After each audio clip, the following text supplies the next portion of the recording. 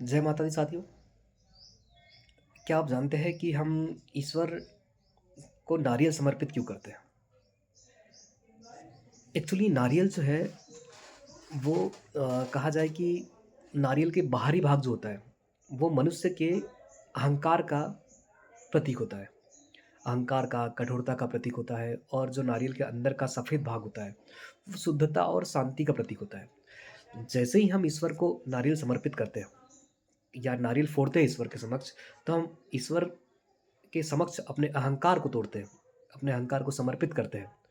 और जो नारियल के अंदर का जो भाग होता है या सफ़ेद भाग होता है या कहा जाए पानी जो होता है, वो पानी बाहर के वातावरण से पूर्णतः अछूता होता है। सफ़ेद भाग या पानी बाहर के वातावरण से पूर्णतः अछूता होता है, तो इसे हम एक कहा जाए कि ईश्वर को पूर्णतः शुद्ध पानी हम समर्पित करते हैं। साथ ही इसे श्रीफल भी कहा जाता है। जब हम किसी को देते हैं तो इसे श्रीफल श्रीफल अर्थात होता है लक्ष्मी जी का फल। इसे श्रीफल या लक्ष्मी जी का फल कहते हैं।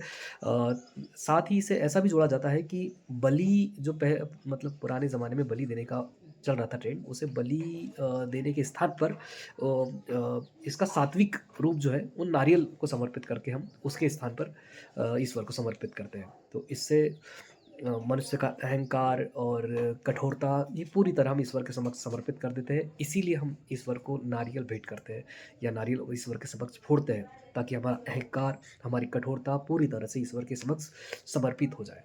Thank you.